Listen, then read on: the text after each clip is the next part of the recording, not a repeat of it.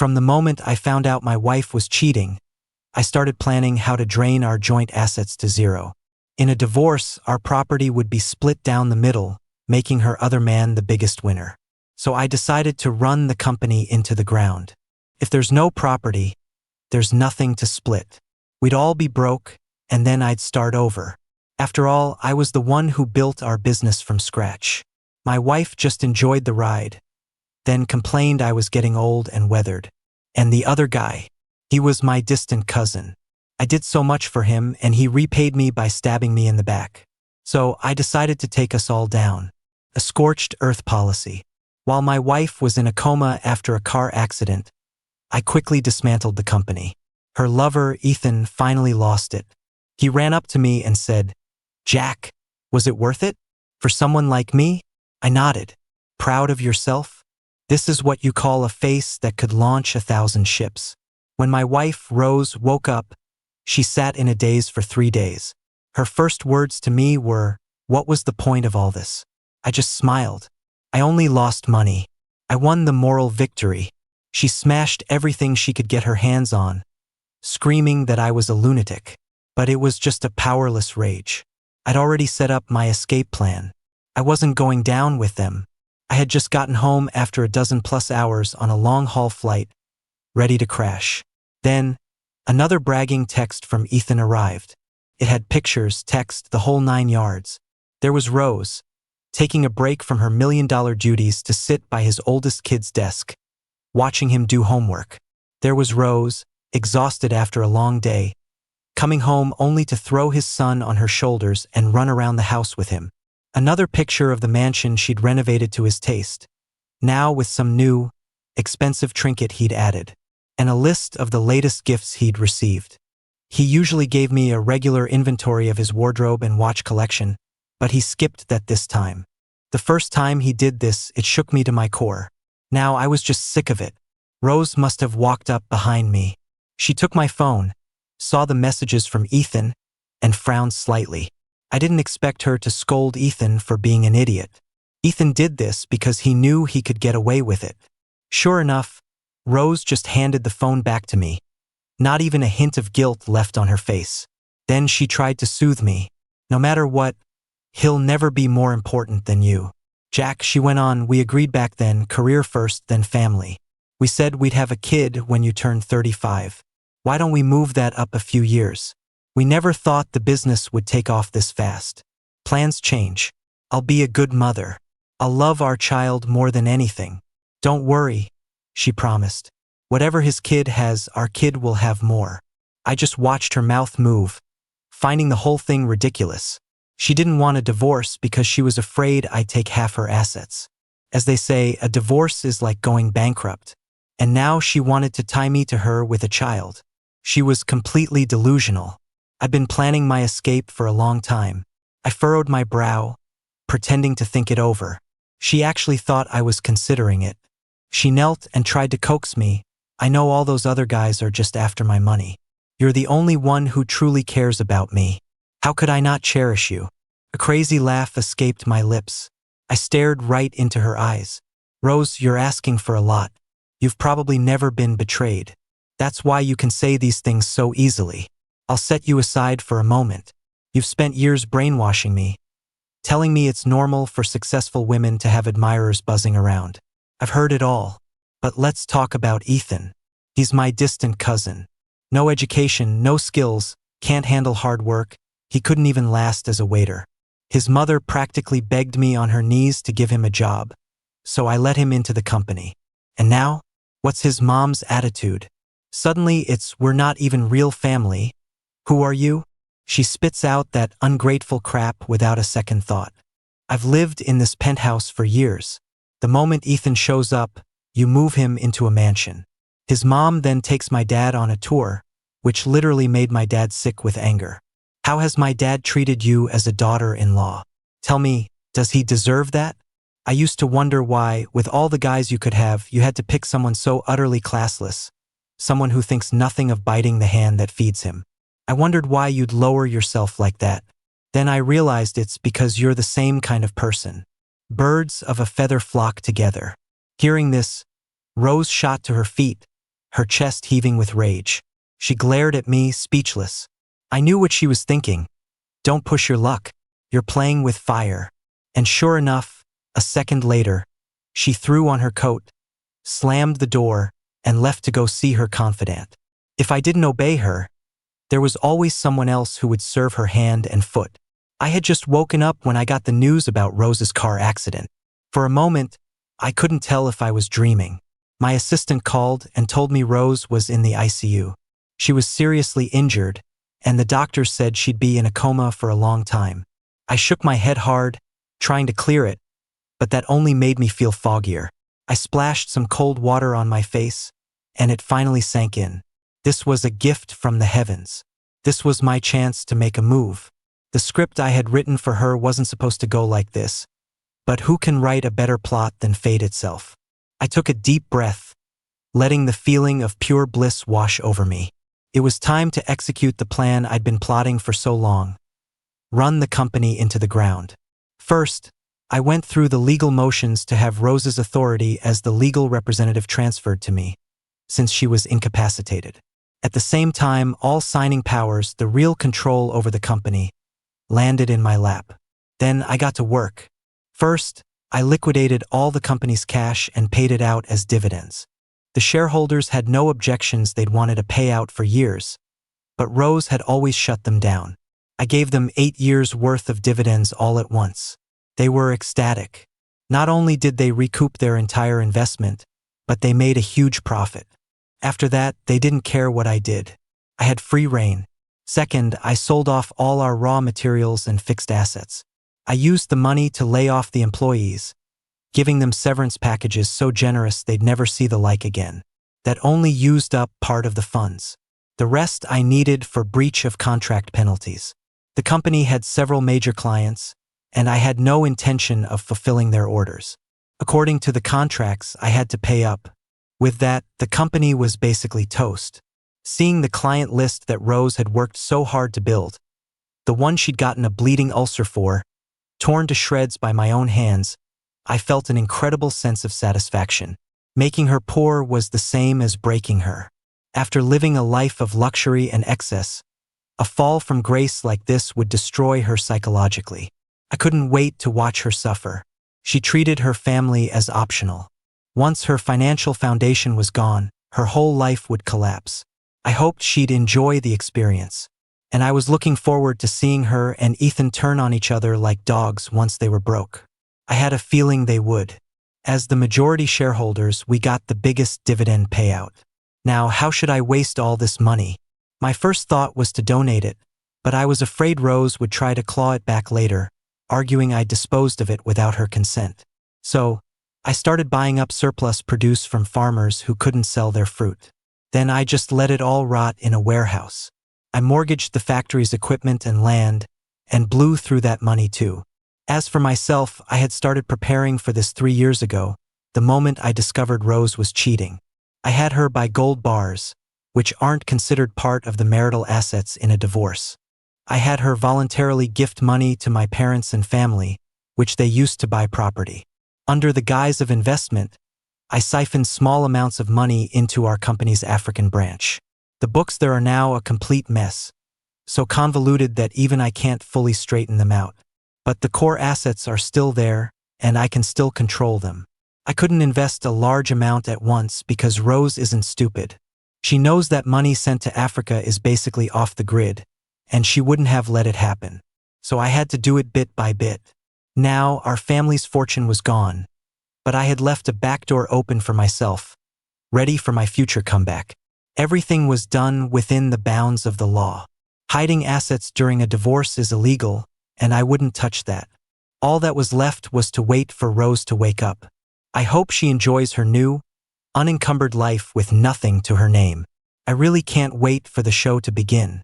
I sat by Rose's hospital bed, one ear listening to my lawyer report on the progress of recovering our joint assets from Ethan, the other arranging for that money to be used immediately to buy up more surplus farm goods.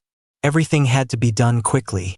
By the time Rose woke up, I wanted there to be not a single penny left. I sighed.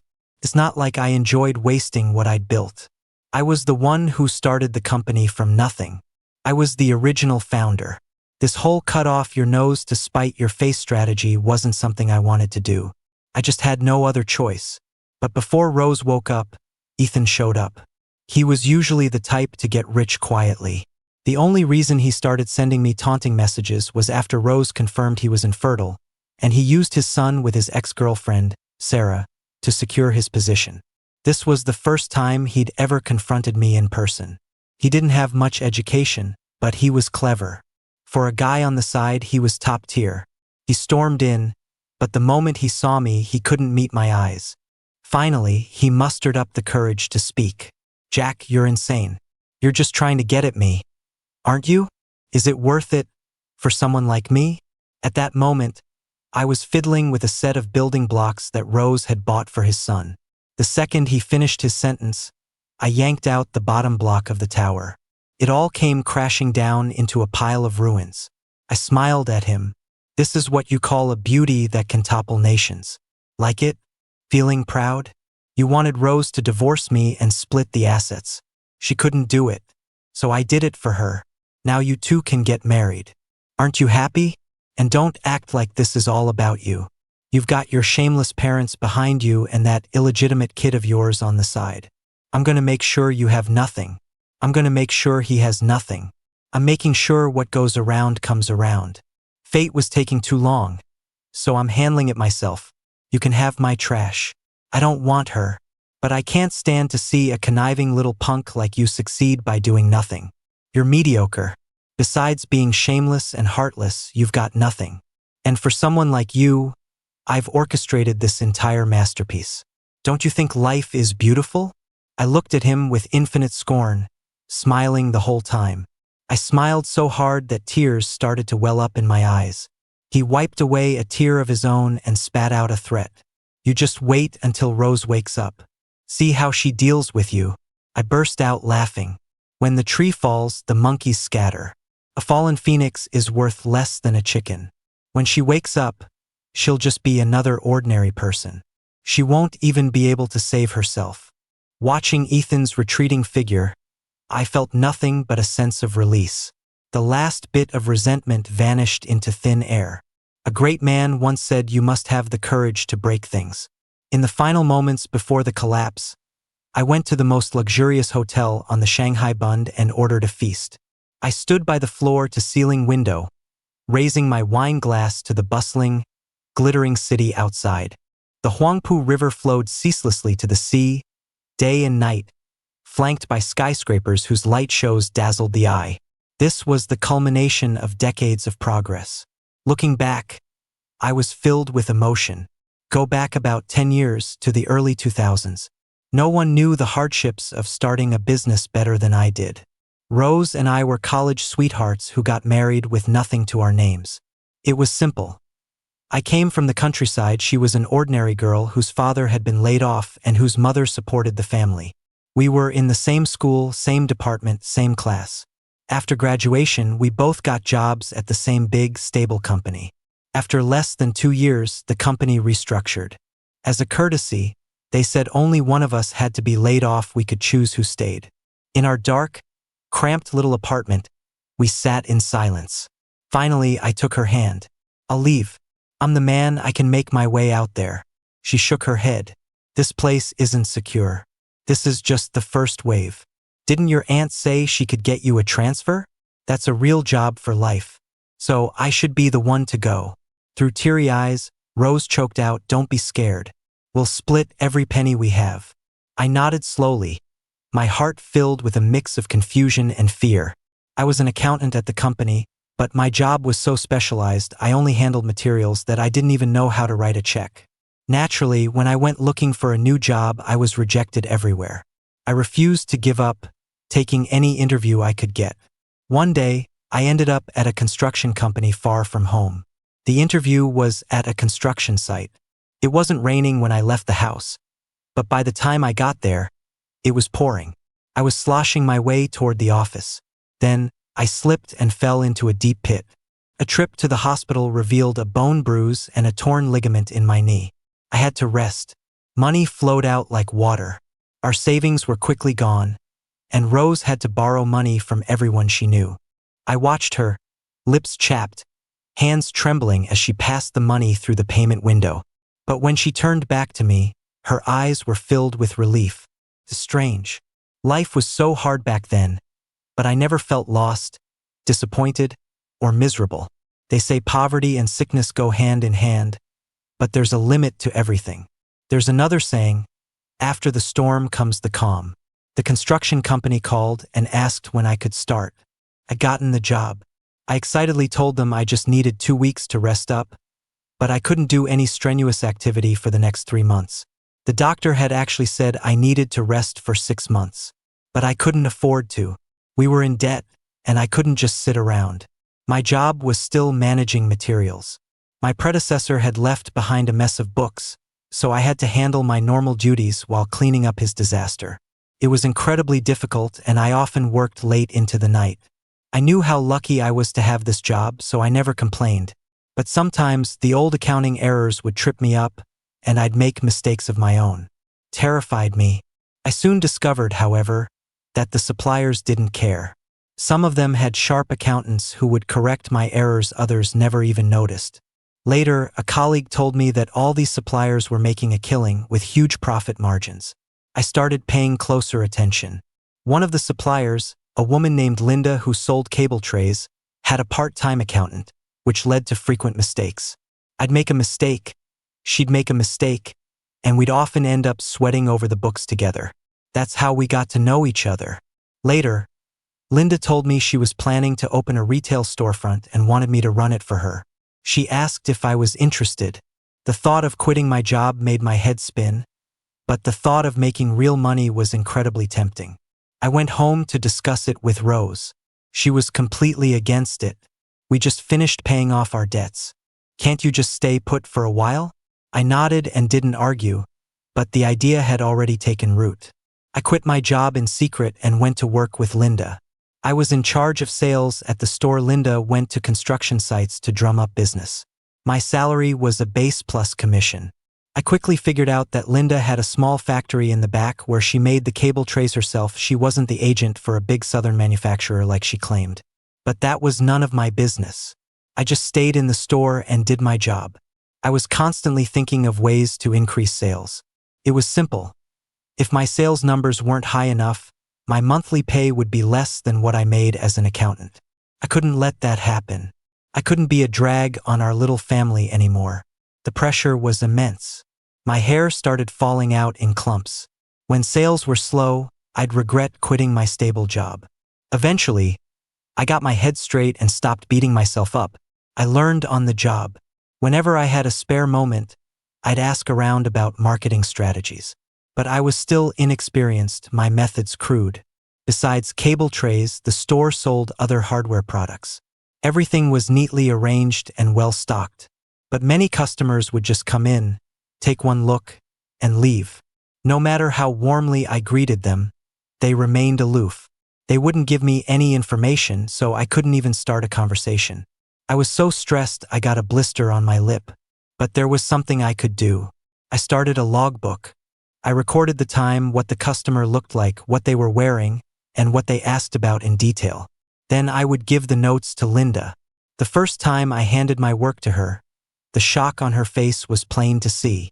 Then, she slowly sat down and began to read it carefully, tapping her fingers on the desk. After a while, she looked up at me, a delighted expression on her face. "You're saying these people are likely construction site procurement managers? I'm always running around to sites trying to find clients, and you're giving me leads?" I nodded. A huge smile spread across Linda's face.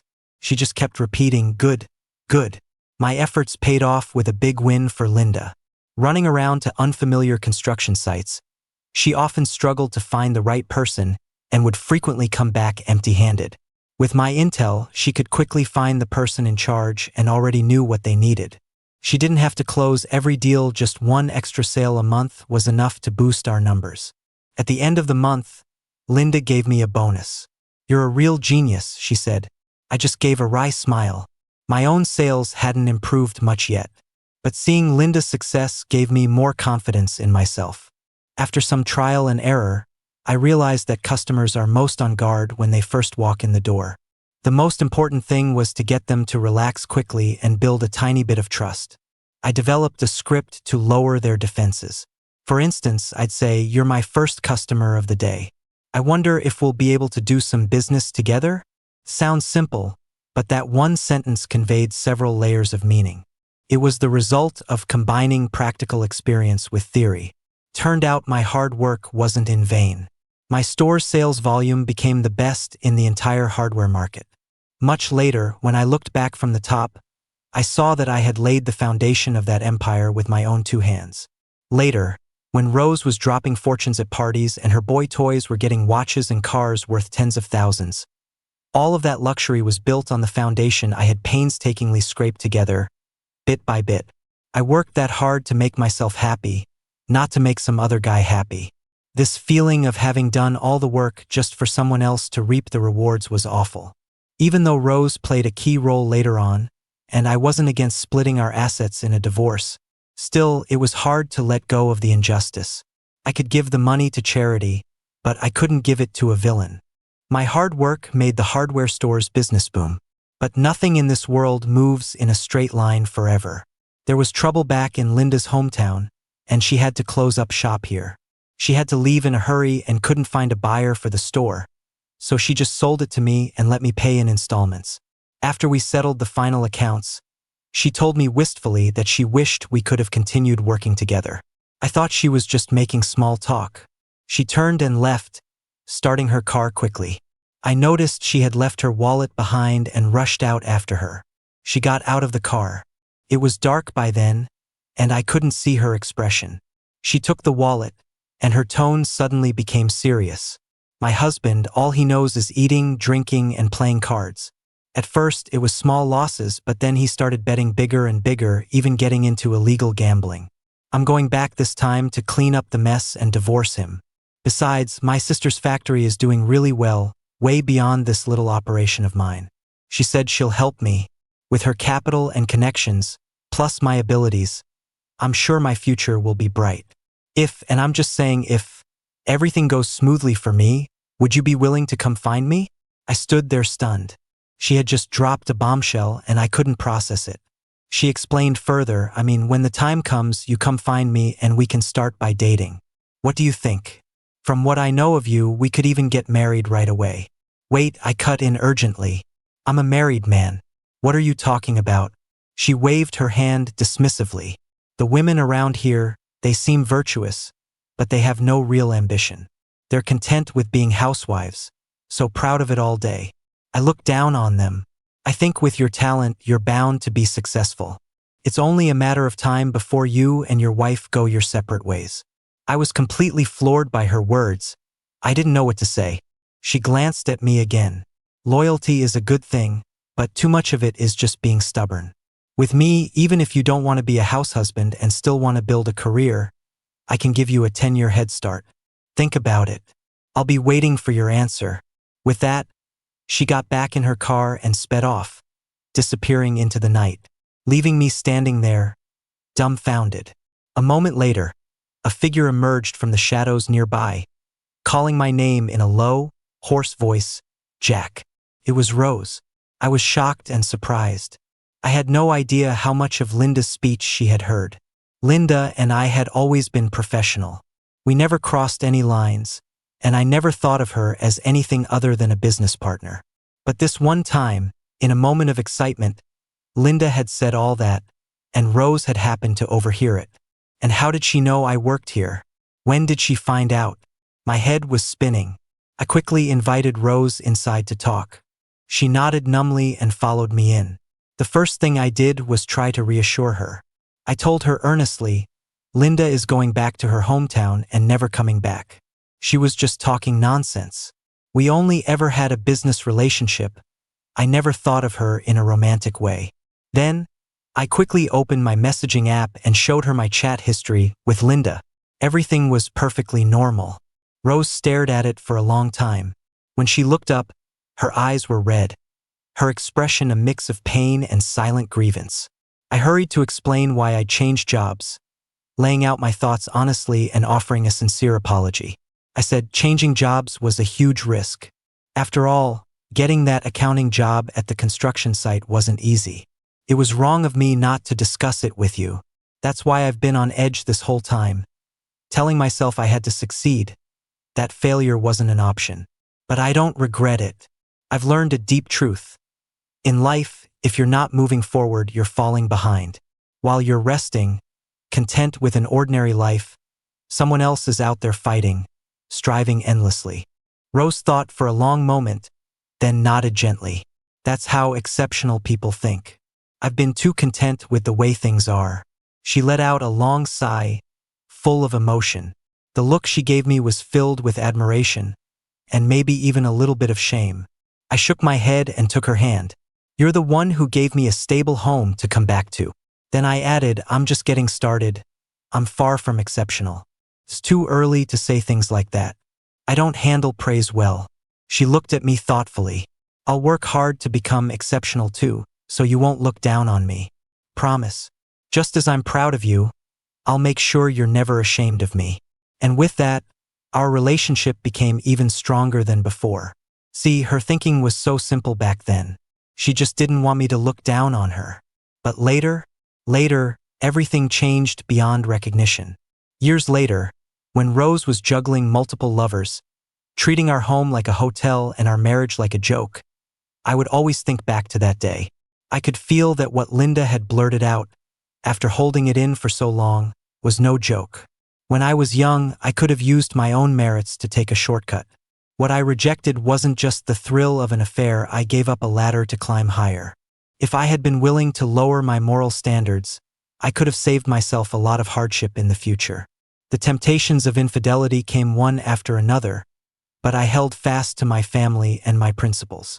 So, when Rose became corrupted by money and easily abandoned her moral compass, I just couldn't understand it. Is it really that hard to be faithful to one person for a lifetime? I did it. When it was her turn, why couldn't she? The day Linda left was the same day Rose showed up, so I laid all my cards on the table. In a way, it was a relief. I was tired of lying about still being at my old job. I brought my younger sister, Chloe, over from our hometown. She'd graduated with an associate's degree and found a job in our small county city. This time, I specifically asked her to come and help me. She minded the store, which freed me up to visit construction sites. All our money was tied up in the business, so I couldn't afford a car. In the beginning, I actually took the bus to make sales calls. After getting off the bus, I often had to walk a long way to find the construction site. I was exposed to the elements, hungry, and constantly exhausted from the long treks. In those days, it was my ambition that kept me going. Fortunately, I had a solid foundation and wasn't running the business on a whim. So sales grew steadily. The day I got my driver's license and bought a car, I broke down and cried. Finally, I didn't have to measure the earth with my own 2 feet anymore. But emotional hardship is worse than physical hardship. More than the difficult journeys, what really got to me was being looked down on. Even though I had established relationships with a few construction sites, every time I visited a new site or met a new client, I was mostly met with cold shoulders, sometimes even getting thrown out. The only thing that kept me going was my conviction. Thankfully, all the hard work paid off. I knew in my heart that I was on the right path, which motivated me to work even harder. There was a vice president at a construction company, Ms. Booth, who particularly appreciated me. She told me that the hardware store business would eventually shrink because more and more big factory agents were targeting them, not even ignoring the small construction projects. She suggested I get into 2 areas: floor tiles and waterproofing. Both were projects that construction companies always subcontracted out. The idea was to build a small factory, produce the products, then bid for the subcontracts and do the installation myself. They were all low investment, quick return, low entry barrier businesses. At the end of the year, my sister brought her fiancé home to meet me. I took the opportunity to announce my plan. My brother-in-law would manage the store, my sister would continue to visit job sites, and I would use the money we'd earned to open a new factory. At that time, everyone was laying floor tiles, but there were no local tile factories. All the tiles were shipped from the next city over. I had stumbled upon a huge opportunity. Money, real money, started pouring in. Later, I heard someone say that when a person is about to take off and become successful, it really only takes 2 or 3 years. That saying is absolutely true. With the profits, besides expanding the tile factory and buying new equipment, I also invested in the waterproofing business. It wasn't until I actually got into waterproofing that I realized how high the profit margins were. This was the real cash cow. And there was a lot of room for improvement. There were too few good waterproofing materials on the market. Many materials required a lot of maintenance later on, and you'd get your warranty deposit docked. Later, as floor tiles were gradually phased out, the waterproofing materials business remained. Once I had a lot of cash on hand, I started R&D on new waterproofing materials. By the time I dismantled the company, I had developed a secret formula for a waterproofing material, a result of a joint effort with a university professor. During this period, Rose was busy hopping from one lover's bed to another, too occupied with her boy toys to care about what I was doing. She paid me no attention at all. And after the divorce, that secret formula would be one of the keys to my comeback. Later, a contractor from our hometown found my sister and wanted to partner with us on projects. By this point, I knew the construction industry inside and out. We formed a construction team, established a company, and started dealing directly with developers. We weren't some fly-by-night operation. The estimators, construction workers, and technical leads were all top-notch. Reputable engineers I had been keeping an eye on for years. I paid top dollar to poach them, not just to meet the national qualifications for a construction enterprise, but to strive for solid technical skills and customer satisfaction. In the beginning, I could only build a few small, low-rise buildings. After making some money, opportunity and challenge arrived at the same time. I had the chance to build high-rises, but my funds were a bit tight. One tower crane can work on 4 high-rises simultaneously, but I only had enough money to build 2. This would be a waste because tower cranes are expensive.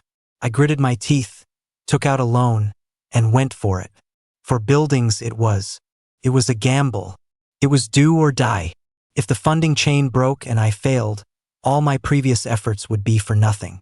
Fortunately, I caught the wave of the fastest years of development. Riding that wave, I succeeded. To quickly recoup their investment, the developers gave me one of the buildings, a property in lieu of payment. From signing the contract to the property being in my name, I happened to catch the period of soaring real estate prices. My assets multiplied several times over, suddenly reaching 9 figures. I could now take on even larger construction projects. Looking back, that was my most glorious year and the turning point of my career. One day, I went to inspect a construction site with my entourage. A piece of construction debris fell from the sky and hit me right on my hard hat. I passed out. In the hospital, I woke up to Rose's concerned gaze. Her eyes were bloodshot, her expression tense. The hospital's conclusion was that there was a shadow on my brain that required further examination. My shoulder joint was damaged, my arm was fractured, and various joints throughout my body were dislocated. I would need a long period of rehabilitation. The night was deep, but the hospital room was brightly lit. The window clearly reflected my image. I was wearing a hospital gown, my face grim, my spirit low. That very day, we decided that Rose would take over my work. I would go home to recover and also prepare to have children. At that time, Rose had already made a name for herself at her company, but what was that position compared to being the boss's wife at a construction company? I was out there making waves, and she became my support system. I was rising like a rocket. She saw it all, and while she was happy for me, there was also a longing in her eyes. I could sense her ambition, but she never said anything. This incident wasn't an accident. I had risen too fast and gotten in someone's way. Rose would face the same dangers as me. We had a long talk. I said, I want to entrust the company to you. I have hundreds of guys relying on me for their livelihood. I can only move forward, not back. I want to find someone capable to lead them, and you're more suitable than Chloe. But the risks are also great. If you're not willing, I'll have Chloe take over. Rose gripped my hand tightly, her eyes red, and nodded firmly. You focus on getting better. I will not let you down. Not let me down. But in the end, she let me down too. Sometimes, I think back to her vow that day, and I laugh until tears stream down my face. After saying that, she choked up, unable to speak, and stammered, "You've suffered so much over the years. As a woman, I've had to rely on your protection, and it's been hard for me. Now it's my turn to step up. Don't worry, I will make the company bigger and stronger. I will be a woman who can stand on her own 2 feet. I know a lot of people are laughing at me, a woman taking the helm. They're all waiting to see me fail. From now on, I will show you. I will take good care of my husband, and you will live under my protection." And what did I do then? I was moved beyond words. Thinking about it now, it's utterly absurd. She did end up taking very good care of her boy toy and his family. She used me as a mountain to climb an even higher peak. After that, she never thought about taking care of me. She figured I could take care of myself. She saw more of the world, and I was no longer in her sights. How things change. I began a life of semi-recovery. After the initial treatment, I started a long period of physical therapy. After the first phase of rehab, my doctor advised me to live as normally as possible.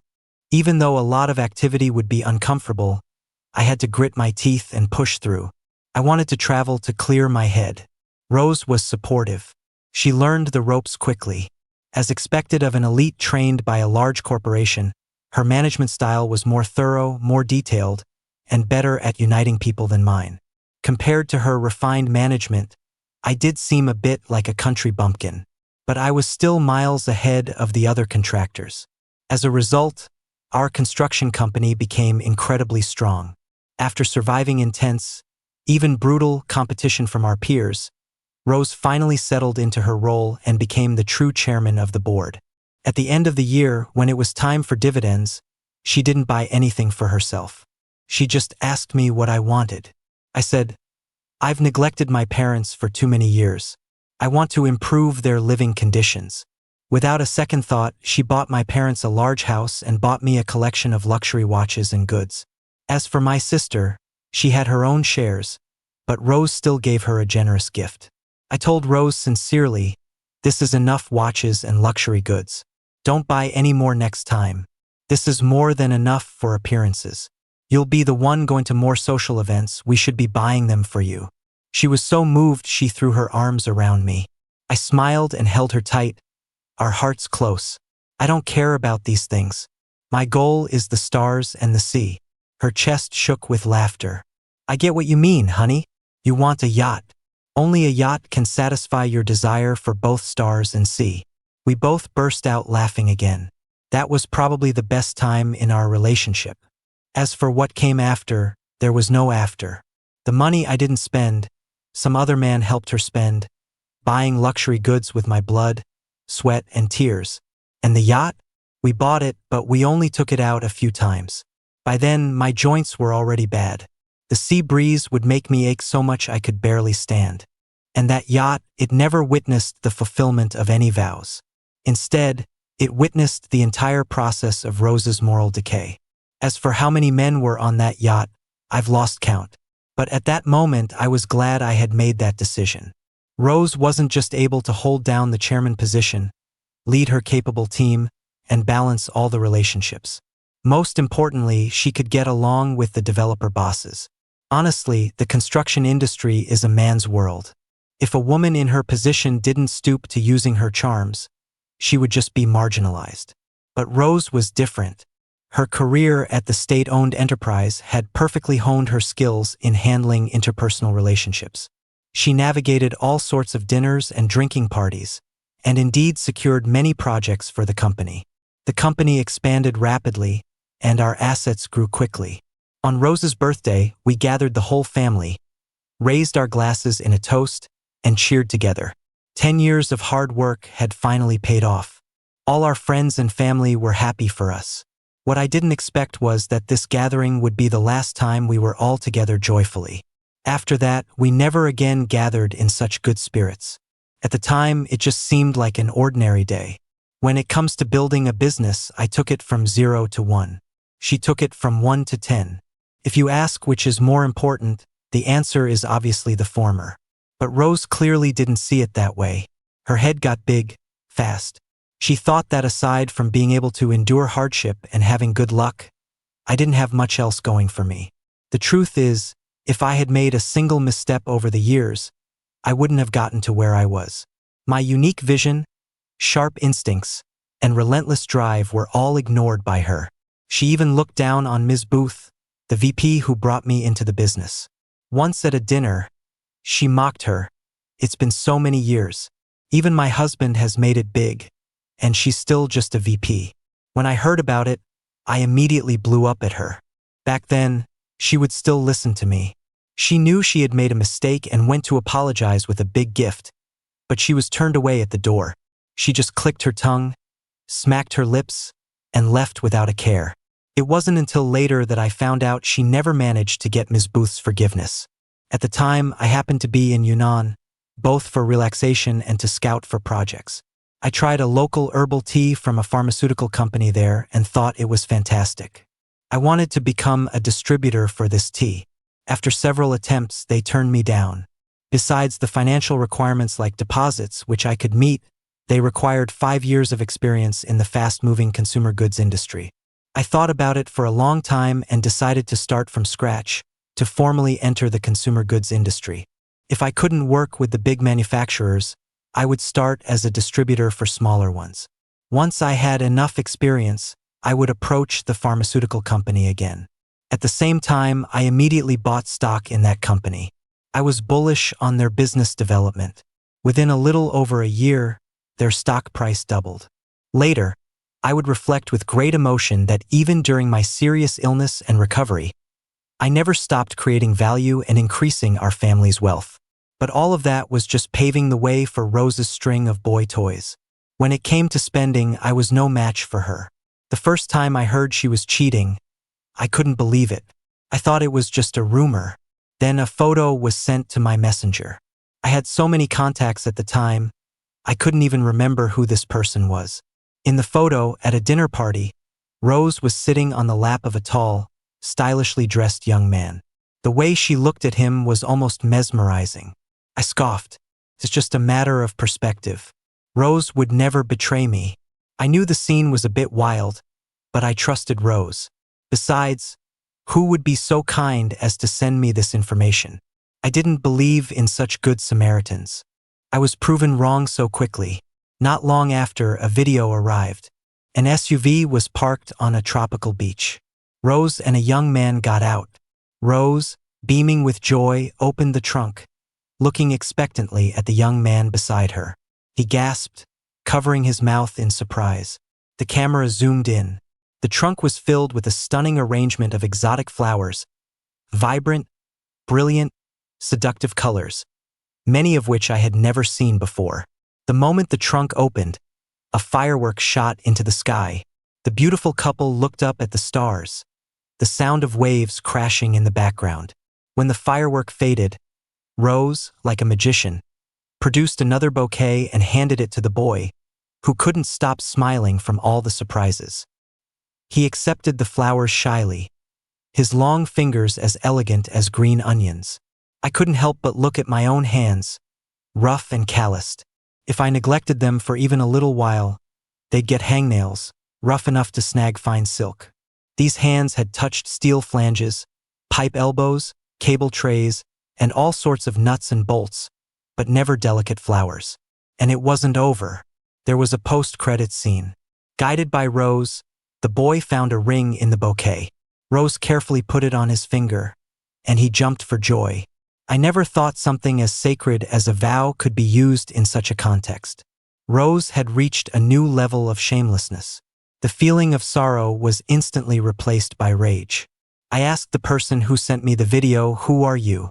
He confessed. He was the previous other man. The one in the video was the new one. He was angry about being replaced and decided to report it to me, the husband. In a rage, I booked the next flight to where the cheating pair was, but by the time I arrived, they were gone. The scene on the beach was the finale of their trip. I looked at the discarded firework casing on the sand, black and pathetic, lying there as if to mock me. My anger reached its peak. I flew back home. As soon as I walked in the door, Rose came out of the kitchen, holding a large bowl of beef soup. The perfect housewife, making soup for her husband. It had only been a few hours, and she could switch personas so easily. I walked up and slapped her across the face. The shock made her drop the soup bowl. It shattered on the floor, soup splashing everywhere. She froze, stunned, unable to react for a long moment. I walked quickly up the stairs. She stood at the bottom, looking up at me and called out, "Honey, what happened?" I came back down, stood in front of her, and picked a piece of confetti from her hair. It still smelled of gunpowder from the fireworks. I flattened it in my palm and showed it to her. The color drained from her face.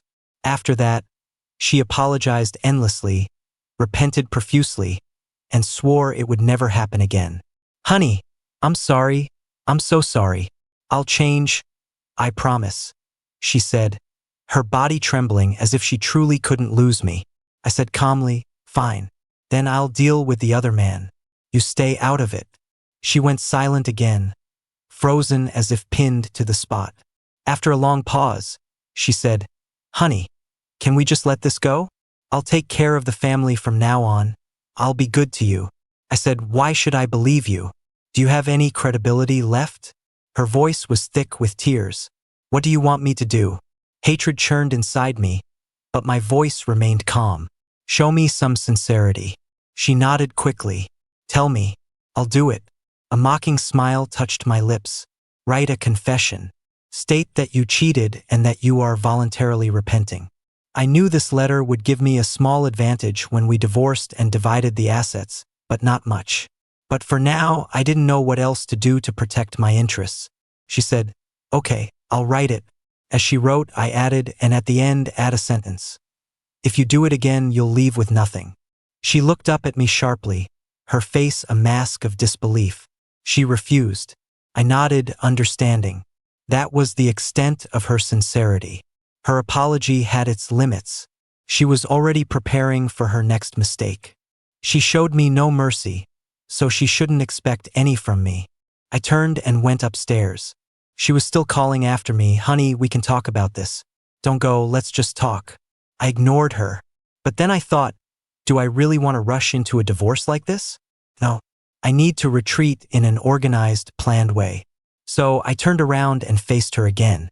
"So, if it happens again, how do you plan to punish yourself?" She took my hand and said earnestly, "Honey, it won't happen again." I let out a soft sneer. "We're negotiating a contract right now. The subject is how to maintain our current marriage. As the party at fault, what is your penalty clause?" We were past the point of pretending to be in love. She hesitated for a long time before saying, "If I do it again, you get an extra 10% of the assets in the divorce?" She asked tentatively. I laughed out loud. "I have proof you cheated. Even if this goes to court, I'm entitled to a larger share." Her expression changed slightly. She continued to negotiate. "How about 20%?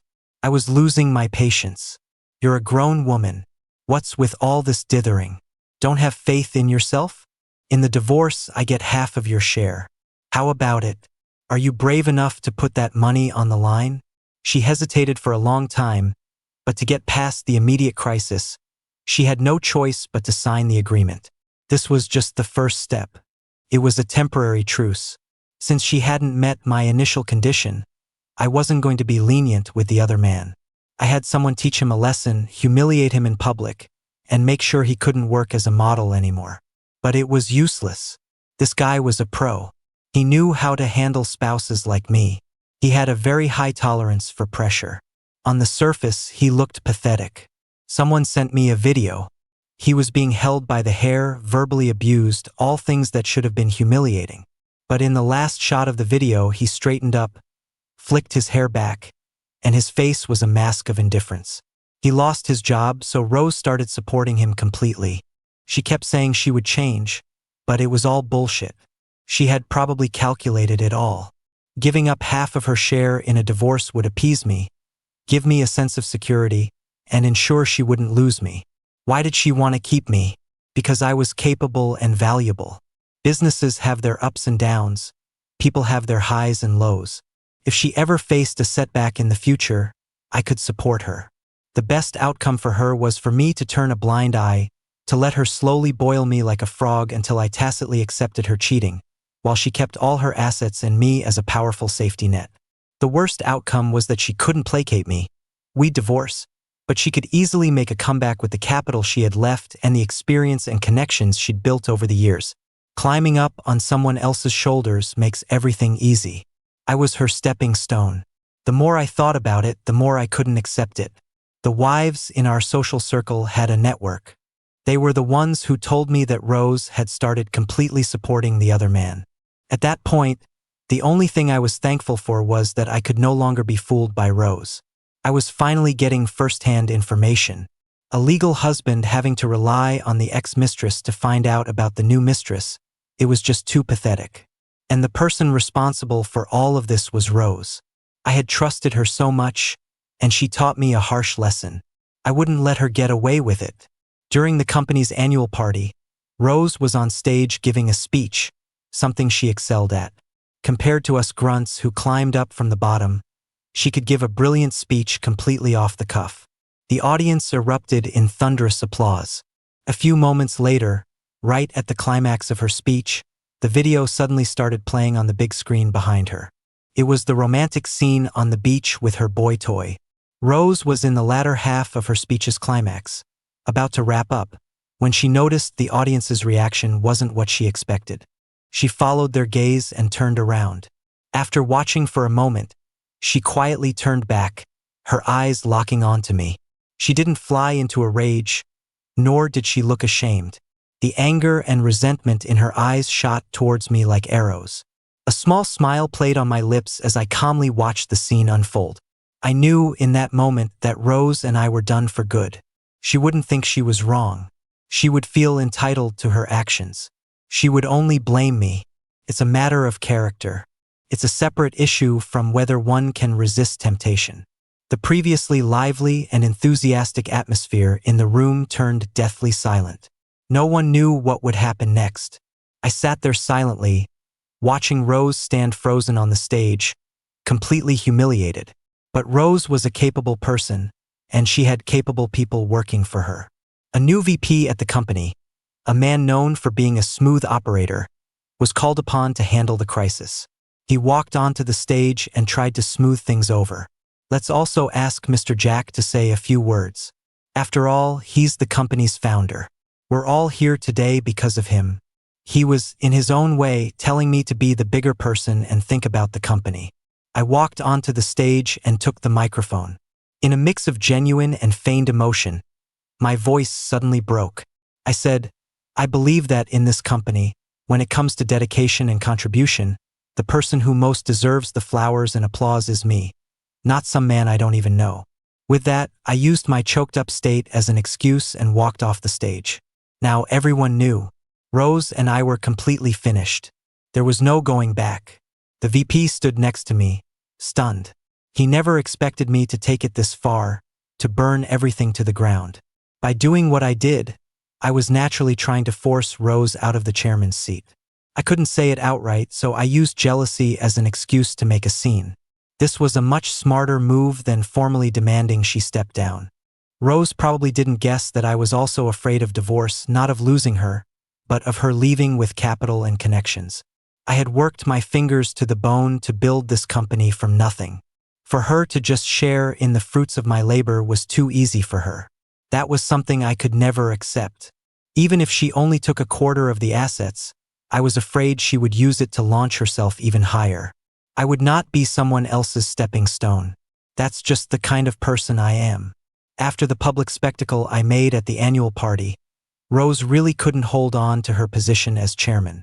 Having a public fallout with her husband, especially when her brother-in-law held a significant stake in the company, made her position untenable. So, she voluntarily resigned as chairman and gave the position back to me. I thought my plan had succeeded, but I underestimated Rose. She was no pushover. I wouldn't be able to hold this position for long. I quickly understood why. The company had expanded significantly. I didn't know many of the clients, and Rose had already cultivated strong relationships with all of them. Now I was stuck. New clients were giving me a hard time, and the board members and employees were all watching to see how I'd perform. Many of the contracts had deadlines, and I couldn't solve these problems in a short amount of time. I began to realize I had been outmaneuvered by Rose this time, but it didn't matter. There was still a long road ahead. Rose timely offered an olive branch, and I took it. She resumed her role as chairman, but I got to appoint the CFO. This made the company's finances transparent. Her spending would now be constrained. In other words, it would be almost impossible for her to lavishly support her boy toys anymore. This was her guarantee to me, her show of sincerity. For the time being, I had to pull back and plan my next move. Rose did behave for a while. Honestly, whether she behaved or not, I couldn't be bothered to care. As long as she didn't touch my money, I could wait until I figured out my next step. As for her, after getting to know her on a deeper level, I felt like I had never truly known her at all. I just saw her as a stranger. All those years we were close were just a joke. But it's okay. The world is a big, chaotic stage. Everyone runs into a few scumbags. Later, my friend Mike came to talk to me. He and I were pretty close, and he spoke sincerely. You might feel like you got your revenge, but you also destroyed any guilt she might have had. As husbands, when we have a successful woman by our side, we have to learn to be like flying a kite. Know when to let out the string and when to pull it in. That's how you make it last. Then, as if remembering something, he had a realization. Oh, you're different from us. In your family, you're the one who built everything from scratch. So it's natural that you can't accept it. He hesitated for a moment, then added, but you have to think about the illegitimate kid, right? You don't want him to have a son before you even have a child of your own. I asked, confused, what illegitimate kid? From what I knew, these models, to put it nicely, were just wannabes. Real models wouldn't stoop to this. These guys were serial homewreckers. They each had their own game plan. When they ran into a primary spouse like me who fought back hard, they knew they couldn't get much, so they'd grab some quick cash and leave, never sticking around for a fight. Mike met my confused gaze and asked again, "You really don't know?" I shook my head. He sighed. "That receptionist at your group, the one named Ethan, isn't he related to your wife somehow? He's her personal assistant now. And come on, what kind of assistant is that? When there's work, the assistant does it. When there's no work, you do the assistant. Who doesn't get it?" My heart, which had been numb, suddenly turned cold again. Ethan's mother and my mother are cousins. So, the blood relation between Ethan and me is actually quite distant. We didn't really see each other much. A couple of years ago, Ethan's mom came to our house, crying about how hard life was. Ethan has no education, he can't find a job, he's just sitting at home. He can't even find a wife. She was on the verge of kneeling before my mother. My mother pleaded with me, so I finally agreed. Faced with this useless guy, I first sent him to a training class to learn etiquette and get certified, and only then did I arrange a job for him. I told Ethan's mom at the time, "Auntie, now Ethan has a skill. He'll have work experience from my company. He can stand on his own 2 feet in the future. You can rest easy." A man who couldn't survive in society was propped up by me. When she heard about my arrangements, Ethan's mom dropped to her knees right in front of me. And what's happening now? He's learned to stab me in the back too? Seriously, how can these people have such a casual disregard for right and wrong? Biting the hand that feeds them seems to come so naturally. I quickly found out what Ethan was up to. A developer had given us a few villas in lieu of payment. Villas are the hardest type of property to liquidate, and they'd been sitting on our hands for a long time. The villas belonged to the company, so the titles couldn't be easily transferred, but there was no rule about who could live in them. One of our partners was a renovation company. Rose used a quid pro quo arrangement, having them renovate the villa for her in exchange for sending other business their way. Then, she used her own salary to support Ethan. Clever. I had to admit I was impressed. I also dug into how Ethan got close to Rose, trying to know my enemy. The truth was, ever since Rose started having a string of men around, Ethan got ideas too. So he started making his move. Rose was one of the few wealthy people he could get close to, delivered right to her doorstep by me. Apparently, for a while, Ethan completely stopped wearing a suit to work. The manager, out of respect for me, didn't say anything. In the summer, rain or shine, he would wear tight t-shirts that outlined his muscles, occasionally accidentally flashing his abs. He just paraded himself in front of Rose like that, and she quickly took the bait. But at that time, the quality of the young men around Rose was high. Ethan couldn't even compare. Besides being shameless, he had nothing to offer. He was an insignificant presence in Rose's backyard. She hadn't taken him seriously at first, it was just a fling. But then, I drove away all the pretty boys around Rose, leaving only him. This gave him the chance to shine. While I was putting Rose through hell, he was there to provide emotional comfort, giving her the female validation she craved. This greatly elevated his status in her eyes, making her willing to set him up in a house and have a second home with him. One time, I happened to run into Rose bringing Ethan to a party. I stood outside their private room and heard Ethan talking animatedly. My girl is tired too, you know? She's under so much pressure. What's wrong with her letting loose a little? So controlling. If you've got a problem, step up yourself. That temper of his, even I, as his little brother, can't stand it. What kind of man is like that, always making his own woman miserable? What does he get out of it? If you ask me, people should handle their problems behind closed doors. Why air all your dirty laundry? My girl respects him, but he doesn't appreciate it. The more respect you show him, the more he acts up. After he said that, they all burst out laughing. Rose's voice was lazy, almost thuggish. I just like am young and strong. What can I do? He's old, he bores me. Then she reached out and touched Ethan. Ethan isn't exactly handsome, but he's manly and considerate. I'm satisfied. If my husband were half as gentle as Ethan, things wouldn't have gotten so ugly between us. Ethan, being publicly caressed, obediently cooed, "Yes, darling." I pushed the door open and walked in. Ethan jumped, startled, and immediately stood up. Realizing that was the wrong move, he awkwardly sat back down. Rose's face turned cold, her guard instantly up. I walked up to Ethan and slapped him. His eyes immediately reddened. Rose shot to her feet, her chair scraping loudly against the floor. "What are you doing?" she yelled, her eyes blazing. She grabbed my wrist to stop me from hitting him again. I forcefully shook her off. Rose pulled Ethan behind her. But I wasn't going to hit him again. I raised my voice. "I'm just correcting him. He's my distant cousin. He should be calling you sister-in-law, not darling. Can't even get his titles straight. Doesn't he deserve a slap for that?" Rose was silent. I continued, "He begged me for a job, but he's useless. I paid for him to learn etiquette and got him a job as a receptionist. But I hear he didn't learn well and caused his colleagues a lot of trouble. I hit him. Tell me, should I have?" I went on, "I wanted him to learn a skill to earn a living through his own labor. He's not good at learning skills, but when it comes to seducing women and biting the hand that feeds you, he's a natural. Is that something to be proud of? Is that what a decent human being does?" So I hit him. What are you going to do about it? No matter how much you protect him, you can't change the fact that he's a lowlife. You. Rose was flushed with anger. Behind her, Ethan was sobbing. Me what? What did I do? I challenged. I'm the one who should be angry, having to associate with you two disgusting people. What are you so angry about? Rose laughed. A bitter, angry sound. Right? You're the greatest person in the world.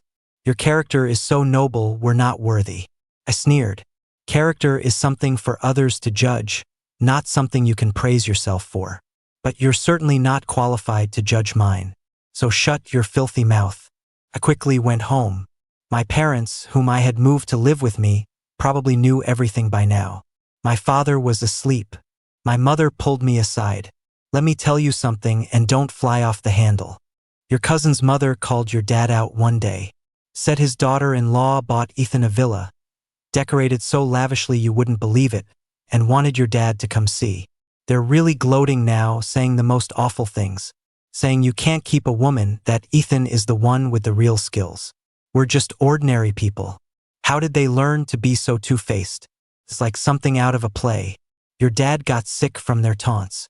His blood pressure shot up when he came back. He kept saying it was his fault, that he let the wolf in the door. I quickly comforted my mother. Tell Dad that Rose is no good. Ethan is just one in a long line. If I want to, I can get rid of him anytime. I'm just not bothering with him right now. I have a plan. Don't you two worry. My parents have always relied on me." Hearing this, my mother nodded. "Your father and I will look after each other. But you be careful. You have to learn to let go. You have to give some things up to get others. And if worse comes to worst, you still have us, and your sister." I nodded. "I know." I pushed open my father's door. The old man was curled up asleep on the bed, covered by a slightly worn, old-fashioned blanket. He'd been frugal his whole life, never willing to replace anything. The opulence of that villa must have been a real shock to him. His hair was white now, his brow furrowed in sleep as if troubled by something. That day he was dragged to see the villa was probably a nightmare he would never be able to forget. Suddenly, my heart felt empty, my mind a vast, blank space. It was in that moment that I made up my mind. I would destroy the company, leave the two of them with nothing, their schemes all for naught. Even if it meant sacrificing my own share, I would burn it all to the ground. And that's what led to the scene I described earlier, the one where I dismantled the company. Years ago, during my travels, I went to Africa and saw some good opportunities there. I opened a company in my sister's name. Sometimes, to appease me, Rose would voluntarily gift money to my sister. Other times, my sister would sell company shares to get cash from Rose. So, the current situation is that my sister and I are partners in a business in Africa, mainly dealing in minerals, and it has absolutely no connection to Rose. Chloe's abilities are limited, so she often needs me to manage things remotely. One day, we were deep in a chat online when a call came from the hospital. Rose was awake. I was a bit surprised. It took me a moment to remember that I was still her legal husband. It made sense that I would be the first person they notified. As I was walking towards Rose's room, I ran into a group of doctors leading Ethan towards the doctor's office. I had no intention of greeting them, but the lead doctor recognized me. He called out hesitantly, Are you Rose's family?" I pointed at Ethan. "This is the father of Rose's child. He's her family." Ethan didn't deny it. He looked at me with smug satisfaction. "I told Rose everything you did. She's not going to let you get away with it." I couldn't help it, I laughed out loud. The doctor frowned, looked at me quizzically, but ultimately said nothing and led Ethan away. I reached the door to Rose's room. She was sitting on the side of the bed, her feet on the floor, her head hanging low, her expression hidden. Her hair was a mess. She lifted her empty hands in front of her face and stared at them intently, as if trying to will a flower to bloom. After a long moment, she seemed to sense something and looked up. Her eyes were vacant and stubborn. We locked gazes. It took her a second to register who I was. Her face twisted into an expression of disbelief, like she was looking at a monster. Then, with a guttural cry, she lunged at me like a wild animal, but she missed and collapsed pathetically onto the bed. She still had an 4 in her hand. In the commotion, the needle came out, and blood instantly stained the white sheets, a shocking sight. Amidst the chaos, a calm smile spread across my face. "So you know. Good. Saves me the trouble of explaining. It's just like you heard. The company's gone. You're broke. Life is full of ups and downs. Isn't it exciting? Think about it, it's not so bad. You came into this world with nothing, you'll leave with nothing." This only agitated her more. She started pounding the mattress with her fists. I couldn't be bothered to watch anymore. I turned to leave. "Let's find a time to get the divorce papers signed." She shot her head up and asked, "What was the point of all this?" "That's a strange question. What was the point? I went through all this trouble so I could divorce you and make you poor at the same time." I thought her question was redundant. "But now you have nothing too, don't you?" Her voice was a mix of anger and deep confusion. "Me? I did it for the fun of it," I said with a grin. "I love justice more than money. I only lost money, but I won the moral victory," I said mockingly. My eyes filled with malice despite my playful tone. "Besides, on what grounds do you get to climb on my back to get to the top only to trample all over me? Why should I make it easy for you? Let me tell you, you wasted my youth, destroyed my dreams, and deceived my life. You've done too many bad things. This is your karma. I ground out the words through clenched teeth. After I said my piece, I didn't look at her again. I turned and walked away. As for her condition, let fate decide. I had zero interest in finding out. Come back. I'm telling you, I will not divorce you. I'll drag this out until one of us is dead. Her venomous curse followed me down the hall. I hate it when villains play the victim. I turned back. I stopped a short distance from her. You're legally illiterate. I have so much evidence of your affairs, more than I can count. It's more than enough to prove the marriage has irretrievably broken down. The moment I file, the divorce will be granted quickly. I twisted the knife. And another thing, while I'm in a good mood, you should just sign the papers and stop wasting my time. Otherwise, I'm having my lawyer gather evidence of your bigamy. The property registration form for that villa you and Ethan have lists you as husband and wife. Once I have more evidence, you'll be in a world of trouble. With that, I glared at her, as if I could burn a hole through her with my eyes. She glared back at me with equal venom. In the end, she was the one who broke. Her eyes darted away. She couldn't look at me. On the day we signed the divorce agreement, Rose was much calmer. Our remaining assets totaled $8 million. We divided them like a normal couple. I got $4.5 million, she got $3.5 million. She was the one at fault, so she got less. I made it very clear to her. $3.5 million isn't a small amount. It's more than you would have earned in a lifetime at your old corporate job. See? No matter how much you betrayed me, I still didn't wrong you. You left your stable job to join me. Even though you did so many things wrong, I'm still just putting you back where you started. As for what you do from now on, that's none of my business. She's in her late 30s. She only has about 20-something years until retirement. When she left her old job, she was just a junior manager. Her network was limited, and promotions were slow. So $3.5 million was more than enough to buy out the rest of her career. Originally, I had planned to burn through all our assets, leaving nothing. But the estate was so large that I couldn't be that precise in such a short time. If I overdid it and ended up in debt, that would be bad. And after thinking it over, I realized it was better for me to have some cash on hand. So this was the result. Finally, I summarized, I'm a man of principle. I see things through to the end. From the day we got together until now, I have never wronged you in any way. But look at yourself. Can you name a single thing you did that was right by me? I did leave her with some money, but if I hadn't, I would have ended up with nothing either, which would have been bad for my future plans. After she signed the agreement, she kept her head turned towards the window, her gaze distant, lost in thought. Hearing my words now, she couldn't help but turn to look at me. I never wanted to divorce you. You can ask Ethan. When did I ever say I would divorce you and marry him? Never. Not once. I laughed. What? Not divorcing me is some kind of gift? If you don't divorce me, that makes you a good woman? Do I not deserve a good marriage? She was instantly speechless. After the divorce was official, I could finally focus on my own business. I contacted some of my old clients and offered to take on their waterproofing projects. At first, they were hesitant, not giving me a straight answer. But I had the new formula I'd developed years ago, so I was confident. I made them an offer they couldn't refuse. I increased the warranty deposit from 10% to 25%, guaranteed no leaks for 5 years, and guaranteed repairs for the next 5. Otherwise, they could keep the deposit. The day I signed the contract, I left the client's office. Seeing it was still early, I decided to visit a new potential client in the building next door. A few steps out of the elevator, I ran into Rose arguing with the receptionist.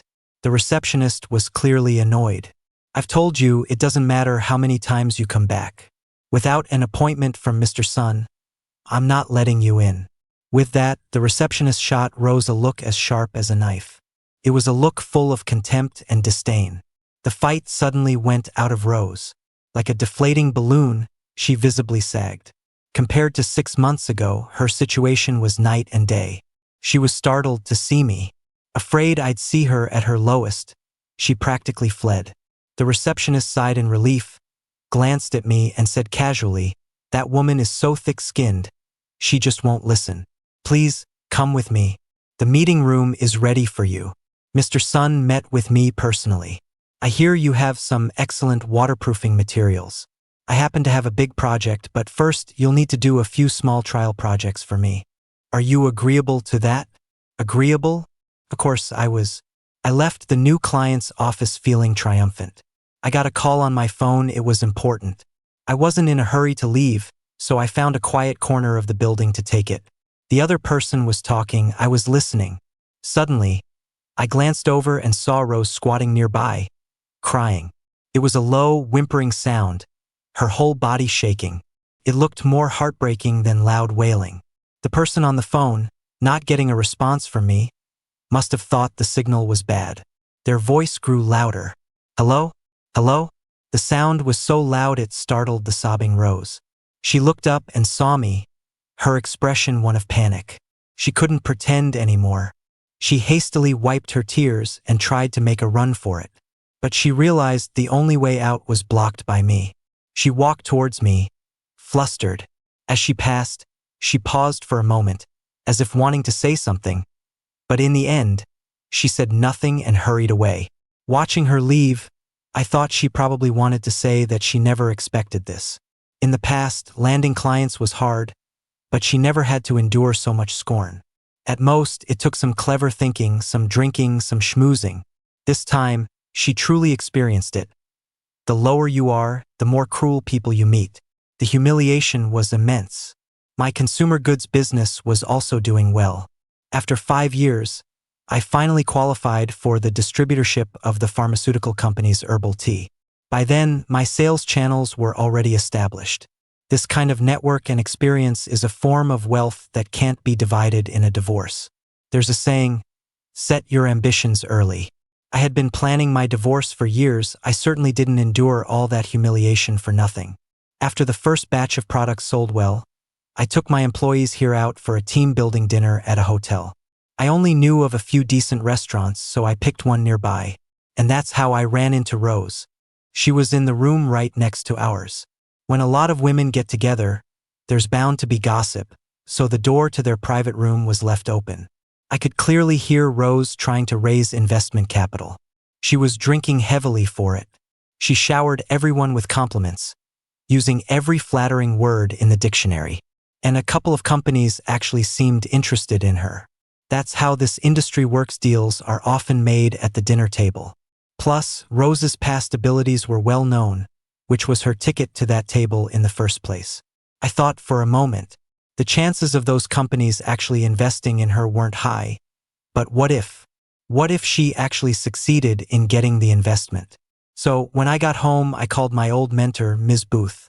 I had always respected her, always sending her generous gifts on holidays. But Rose had once deeply offended her and had made a half-hearted apology. I told Ms. Booth that Rose was busy trying to raise capital and asked her to see what could be done. The implication was, please do what you can to stop her. Sure enough, not long after, I heard rumors in the industry that Rose was being blackballed. With that, I could relax a little. But I couldn't completely let go. I was worried that if Rose actually managed to pull something off, she wouldn't let me off the hook. People like her only remember the bad things others do, they forget all the kindness and help. I knew that from experience. So I took the initiative. I set a trap for her. Whether she fell into it was up to her. I casually mentioned to a few acquaintances that I was going to Africa to check on my company's business there. And I emphasized that the situation in Africa was looking good right now. My trip wasn't just for an audit, the main purpose was to scout for new business opportunities. These acquaintances also knew Rose. So, through a few degrees of separation, the news reached her. She knew I was busy with my companies in the country, that my new businesses were booming. So why would I drop everything to go to Africa? Was there a huge opportunity? It was bound to make her think. So she called me. I need to audit the books. Who knows if you used joint marital assets to fund the African company? I'm going over there to investigate personally. I've already hired a lawyer and an accountant. They'll be on video call with me the whole time. I readily agreed. Sure, go ahead. I'll cooperate. But your food, drink, and lodging are on you. Rose and I were on the same flight to Africa. Ethan was probably afraid that Rose and I, traveling together, would spend a lot of time with each other and maybe rekindle old feelings, so he tagged along. On the plane, my seat and their seats were separated by the aisle quite close. Before takeoff, it was chaotic with people coming and going. The local African passengers had an incredible amount of luggage, pushing and shoving and shouting. Finally, most people were seated, but we were still a while from takeoff. To Ethan's left was a local young man, skinny and dark. To his right was Rose. I was on the aisle, and on my other side was a large local woman. The woman was massive. Even with the armrest between us, her flesh spilled over and pressed against me, making me incredibly uncomfortable. Ethan could see me just by turning his head. He smirked and said, "Well, Jack, looks like you shot yourself in the foot. If this were before, we'd all be in first class." I smiled back. Even if it were before, I wouldn't have sprung for first class. A long-haul first-class ticket costs over $60,000 more. I'd never pay that. That's the mindset of someone who built a business from scratch. So, this situation is definitely harder on you two than it is on me. His face paled, and he turned away in a huff. Before long, there was a problem on his side. The skinny man sitting next to him started taking off his clothes. After taking off his shirt, he started on his pants. Ethan, who had been trying to hold it together, jumped to his feet with a piercing scream. "Ah!" The shriek was so shrill that a flight attendant rushed over. But it was useless.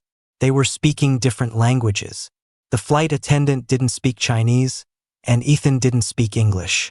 Rose's English was so rusty it was useless. She couldn't just switch it back on. And Ethan was standing there, gesturing wildly, his rear end right in her face. Several times, he nearly brushed her nose, forcing her to lean away. The flight attendant grew increasingly impatient, looking at them like they were idiots. On an airline like this, employee standards weren't exactly top-notch. I saw other foreign passengers watching the spectacle, so I decided to put our personal feud aside for a moment and help them out. I spoke a few sentences in fluent English to the man next to Ethan, confirming my suspicion. Then I turned to Ethan. He's a human courier. He buys clothes in bulk here and sells them back in Africa. He brings most of it as checked and carry-on luggage, but anything over the weight limit he wears on his body. He wasn't being rude to you just now. He was just trying to take off the merchandise. Those aren't his clothes, they're goods he's taking back to sell.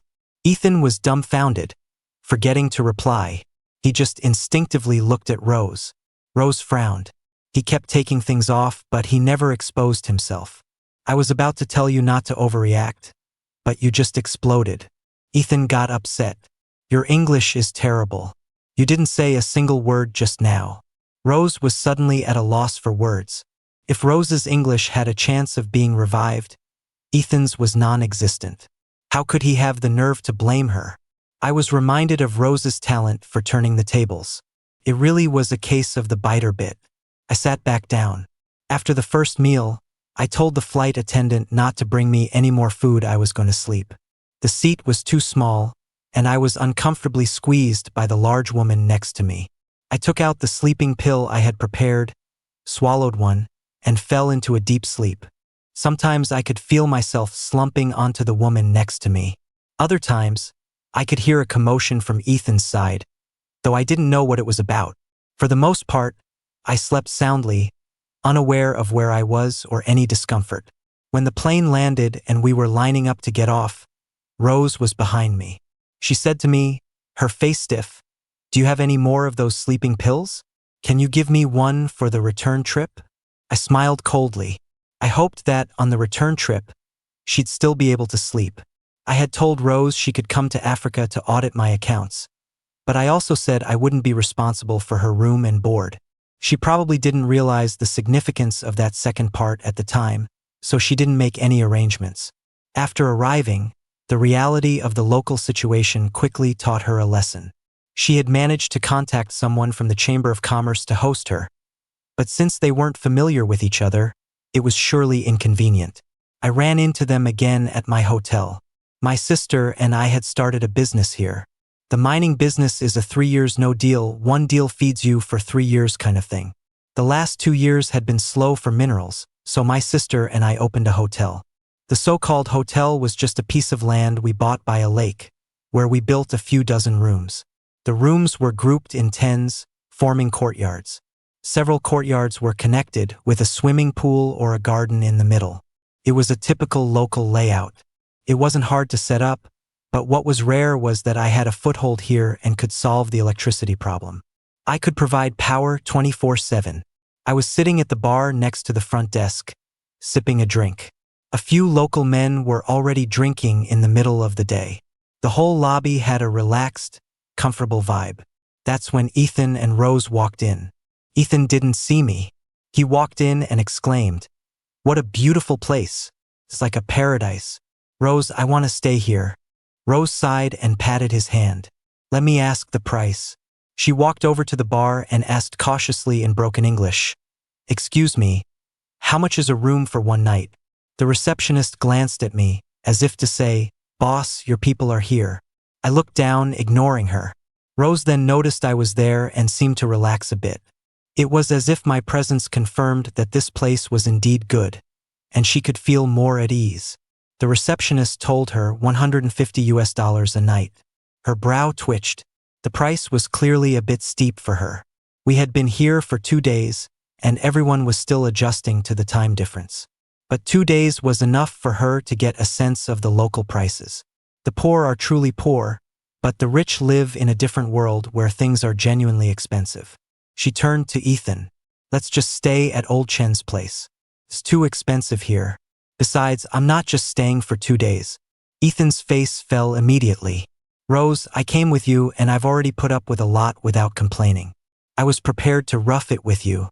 If Jack can do it, so can I. But look at Jack. He's staying here too, isn't he? At Old Chen's place, one day there's no water, the next there's no power, and the third day there's no water or power.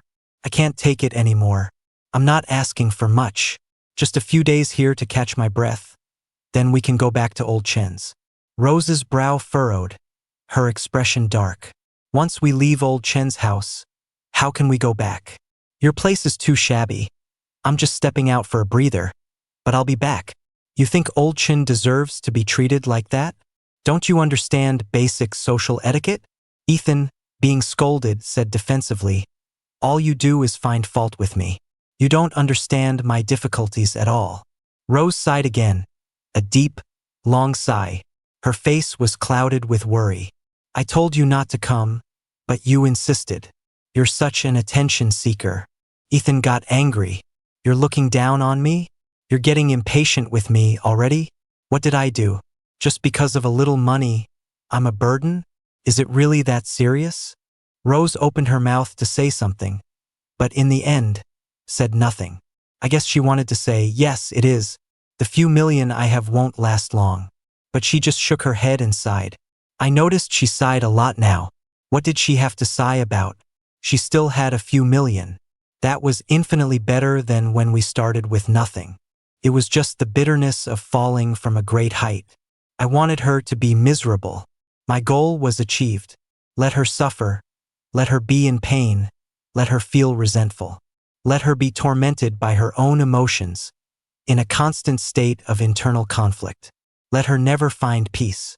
I had been through all of that. I wanted her to experience every last bit of it. In the end, she decided to stay, paying for 10 days up front. She discovered that she could pay with WeChat. After she pressed the transfer button, my phone chimed. "You have received a WeChat payment of 10,000 yuan. She looked up at me sharply, her face a mask of disbelief. Ethan realized something was wrong and looked over too. I nodded. "This hotel is mine. You didn't pay the wrong person." Ethan jumped up. "Jack, you hid marital assets. I should get a share of this hotel." Before I could say anything, Rose spoke, her voice laced with bitterness. "Jack wouldn't do something like that. If I'm not mistaken, he used the money I gave his father to build this hotel. No wonder he always made me specify it was a voluntary gift." "Jack, were you planning to leave me from that long ago? Were you thinking about splitting up, about how to destroy our fortune and leave me with nothing even back then? Is that it?" I scoffed. "Not earlier than when you betrayed me. Actually, I've been wanting to ask you, when was the first time you cheated on me? And when was the first time you slept with Ethan? Did you think of me then? What was going through your mind? What a joke. If I don't bring up these things, it's as if the filth never happened, and she can righteously question me. How dare they? Rose's expression shifted dramatically, a mix of pain, regret, and resentment. Finally, she covered her face with her hands to hide her crumbling composure. On their second night at the hotel, I was relaxing by the pool. Life here is slow-paced, perfect for living. There's none of the hustle and bustle of a big city. The world is quiet, with only the gentle sound of water flowing in the pool. It was very pleasant. When Rose approached, I thought it was a waiter bringing me fruit. I was playing on my phone and said casually, "Just put it there." Seeing that I didn't shoo her away, Rose sat down in the chair next to me. I looked up and met a pair of deep, thoughtful eyes. "I was just thinking, before you destroyed the company, how many safety nets did you set up for your comeback?" What a buzzkill. This woman was born to ruin a good mood. I chuckled softly. No need to be jealous. They're just small businesses. After all these years of economic reform, the golden age of the construction industry is over. You should just settle down and live a quiet life too. But she wouldn't listen. "I'll work hard. What you can do, I can do too. It's just starting over, right?" I didn't argue with her. There was no point. But she was persistent. "You look down on me?" I smiled. "It doesn't matter if I look down on you or not, as long as your man at home does. We're on different paths now." She suddenly seemed to deflate. She didn't say she was sorry, didn't apologize, just lowered her head and sat in silence for a long time. I was about to get up and leave, but she, fearing I would go, quickly spoke up. "Even a hero seems ordinary when you see them up close. I didn't realize it before, but now, from this position, I know how much smarter you are than everyone else. Now that I'm calm, I realize you have the courage to tear everything down and start over. If our positions were reversed, I know I couldn't do it. You just didn't want to make it easy for us, right? Me, the other man, the illegitimate child, you think we all benefited from your hard work?" I raised an eyebrow. "Didn't you?" She pressed her lips together, thought for a moment, and then nodded, finally admitting, "Yes. I rode your coattails, and those men shamelessly profited from you." I finally stopped mocking her and nodded in acknowledgement. "It's rare for you to admit it. I was thinking, given your personality, you'd probably resent me for the rest of your life." She looked up sharply, as if I had hit a nerve.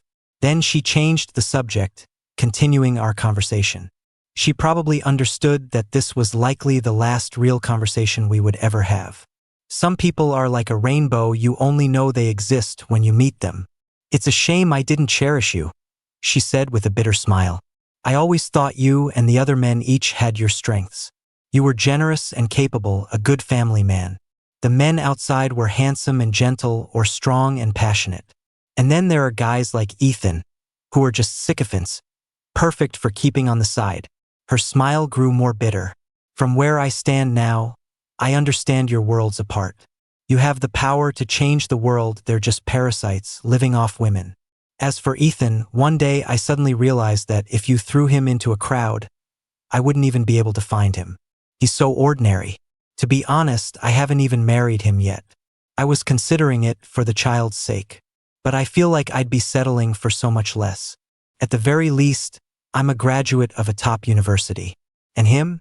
A vocational school kid. I could close my eyes and pick a random person from a crowd, and they'd be better than him. He's just so low class. What did I ever see in him?" I burst out laughing. "You telling me all this? If your lover hears it, there's going to be another fight. Why bother? I'm tired, I'm going to bed." She smiled and waved her hand, asking me to sit down and keep talking. The night was intoxicating.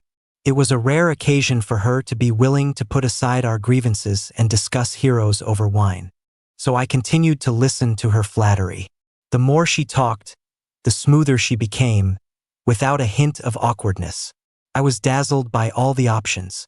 The very act of comparing you to them, wasn't that an insult to you in itself? I was so wrong. And don't worry, I'm not here to ask for your forgiveness or for you to take me back.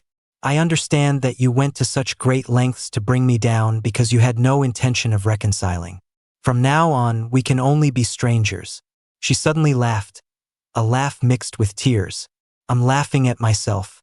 I used to think I was a successful person, and that having many men was a sign of a successful woman. Others had it, so I had to have it too. The truth is, bad relationships are the worst thing for a woman's fortune. Your place in my heart is irreplaceable. I thought I knew that, and you knew that. So, I thought you wouldn't mind the dalliances on the side. I was too arrogant. I thought being surrounded by handsome men was the ultimate pleasure in life. I succeeded, so I had to experience it. My mistake was wanting to have my cake and eat it too. I wanted both pleasure and a good husband. How can a person be so greedy? I was resting on your laurels but didn't respect you, the hero. I was so full of myself. I grew wary. Her self-reflection was not a good sign. The clearer she became, the closer she was to success. Don't be fooled by her nice words, she was a threat to me. I hoped my plans weren't in vain. I had no desire to listen to her anymore. I'm going to bed. If your lover wakes up and hears you saying these things, he's going to throw a fit. Let the past be the past. Don't go yet, just a few more words, she insisted, not letting me leave. She had been more honest in the last few minutes than in the past several years combined. He won't wake up. Look at him, low-born, no skills. He talks a big game about roughing it with me, but it's all for show. He can't handle any hardship at all. I arranged for people from the Chamber of Commerce to help us. Even though we're new here, at least we have someone to host us. The living conditions are a bit poor, and I told him that before we came. But him? It's not that he's in a bad mood and trying to give me a hard time, he genuinely can't take it. He can't sleep without washing his hair. He lies awake all night, then he's exhausted during the day, just desperately waiting for the water and power to come back on so he can wash his hair. The family we were staying with, they're trying to save water when it's on. What can I say about him? Now that he's in a nice environment, he's sleeping like a log, like he hasn't slept in 1,000 years. She lowered her eyes. Just as my patience was about to run out, she spoke again. Did our relationship get this bad because of him? She looked at me with an earnest gaze, desperate for an answer. I gave it to her bluntly. Yes. If it had been anyone else, we would have just gotten a divorce. It wouldn't have been scorched earth. She gave a bitter smile. I knew it. Then, her laughter grew more and more unhinged until she was doubled over. Watching her lose control like that, I felt a sense of satisfaction. She later composed herself and said wistfully, "It was my fault for pushing you too far. I forced you to take drastic measures. A hero like you, how could you endure such humiliation? I was resting on your laurels but didn't respect you, the one who earned them. I just thought success came so easily, that you were nothing special. It was my misjudgment. It was my arrogance." The moment I turned to leave, she said from behind me, "It's a shame you can't turn back time. There's no going back for me. A shame, a shame. Everyone has the right to say it's a shame except her. If it weren't for her, my career wouldn't have had to start over from scratch. If anyone wants a do-over, a new beginning, I'm more qualified than she is. I wish I had never met her, or at least that I hadn't married her while I was starting my business. The divorce wouldn't have been such a hassle. And she's the one talking about shame. I haven't even said that word yet." On the 4th day after landing, Rose came to my company to audit the books. Just as she said, even though I had run the company into the ground, I still had to divide the assets legally in the divorce. I wouldn't do anything shady.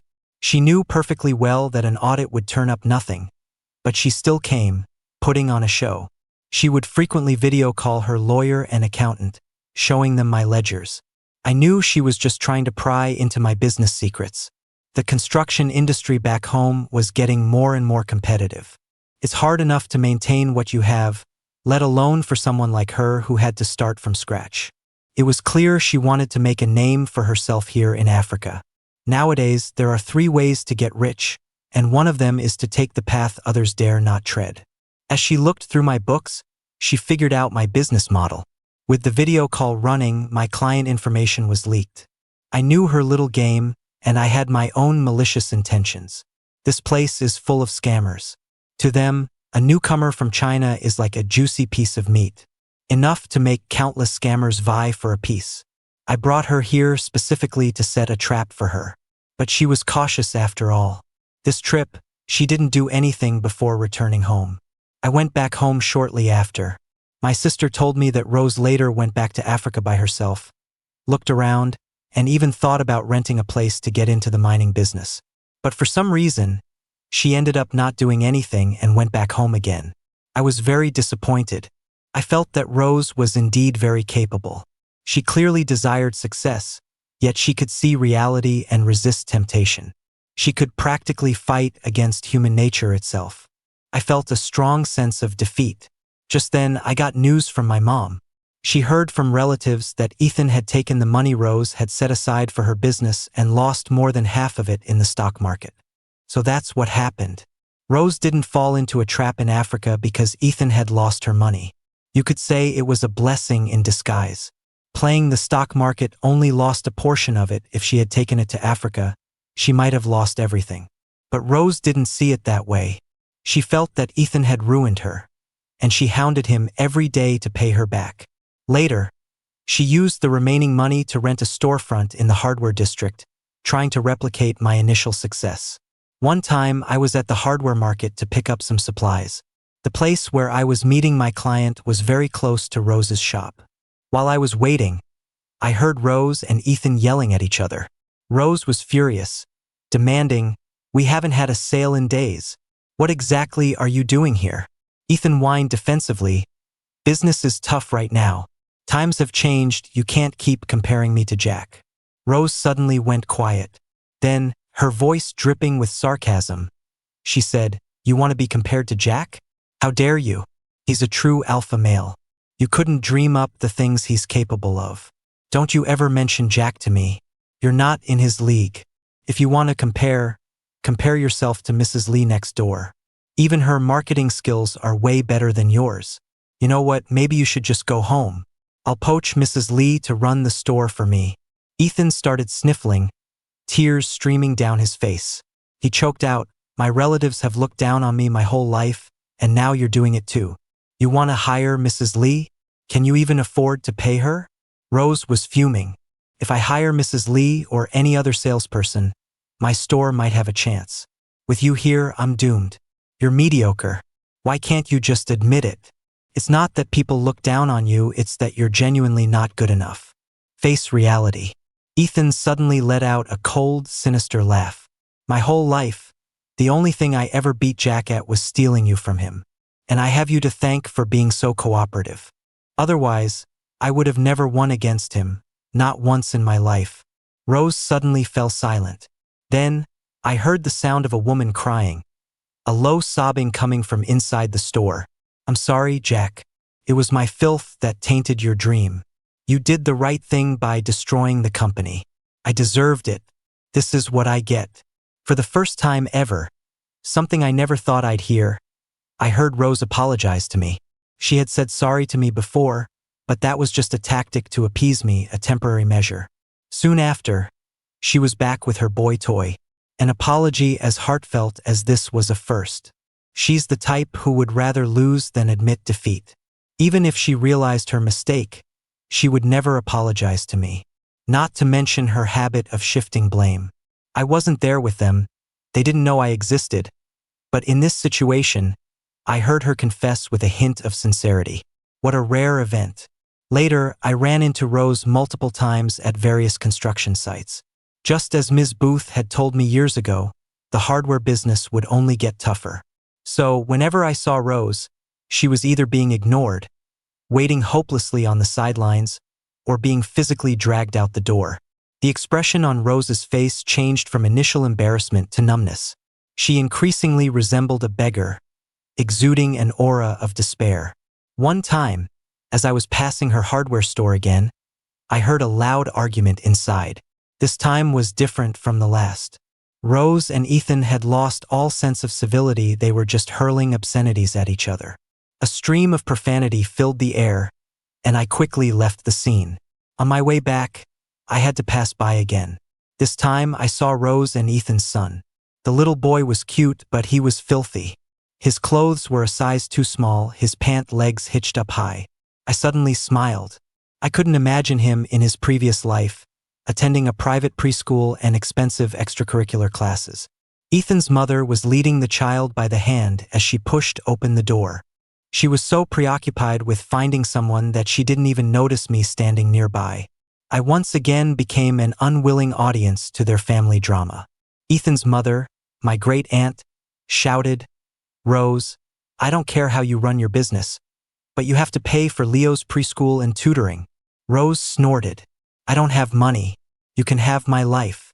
Ethan's mother lost it. "Rose, he's your son too.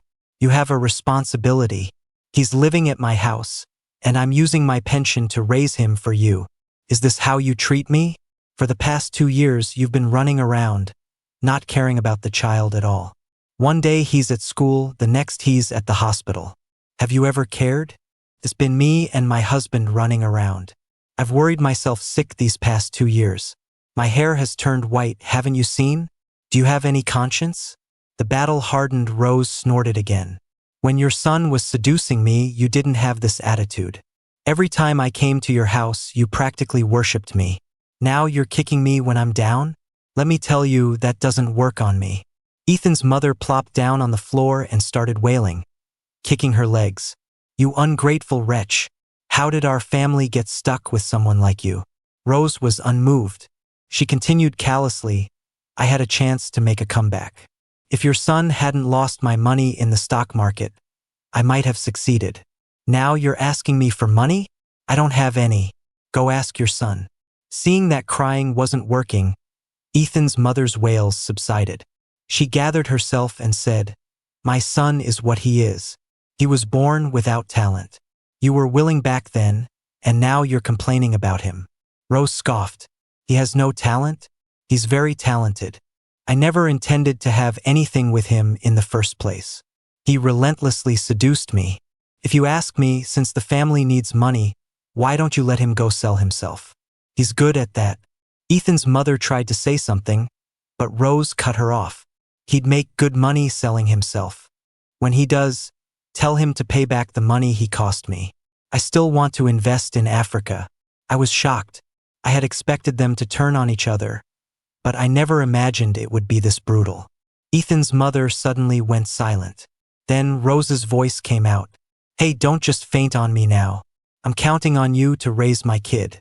Is it your chest or your head that hurts? Fine, I'll just call you an ambulance." There was nothing more to see, so I left. Later, I heard that Ethan's mother had a stroke and was hospitalized. Fortunately, she was treated in time and was fine when she was discharged. But the responsibility of raising her grandson still fell on her. She was constantly running around in all kinds of weather. In retrospect, she might have been better off if she had been sicker.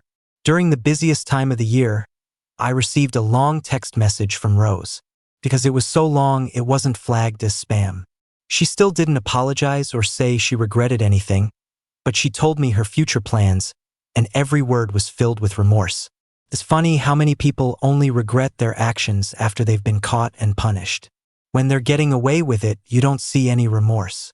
Rose is the same. If I hadn't punished her, she'd probably still be plotting how to manipulate me, making me suffer in silence while being too afraid to ask for a divorce. In the text, Rose said she was going to the South to start over in a new city. The social circle here was familiar, but everyone had watched her fall from the top and was now just laughing at her, full of malice. She said she saw a video about a fugitive who, unable to use his ID, worked illegally on construction sites for over a decade and eventually became a wealthy man.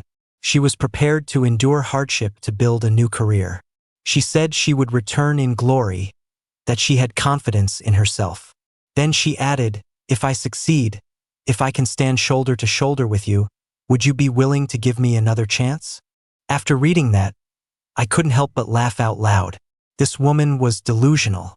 She thought that because I had punished her, we were even, and all our grievances could be forgotten. Did she think I tore down the business I worked so hard to build, with no regrets, just to spite her? I wanted to eat her flesh and drink her blood. As an adult, I just didn't show it.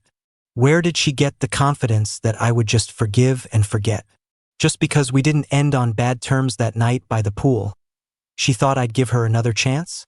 I was just setting a trap for her, hoping she would walk right into it. My mom told me that soon after Rose left, Ethan also left home. Whether they went to the same place, no one knows. A long time later, Rose sent me a message. She didn't say where she was. It was just one sentence. A truly strong person dares to start a business, dares to be a pioneer, and also has the courage to tear everything down and start over. I admire you very much. Jack, I'm also starting from scratch now. It's hard, really hard. When I said I understood you before, it was just on the surface. Now that I'm actually doing it, I know it's like being in hell. I will persevere, sharpen my will, establish my goals, and reshape myself into a different person. I'll take the compliments. I think I've earned them. A true hero doesn't wait until they're heartbroken to start building a career. They always know what they want, what price they have to pay, and they strive relentlessly from beginning to end, their original purpose unchanged. I don't care about her regrets. As for her, she can go wherever she wants, as long as she stays away from me.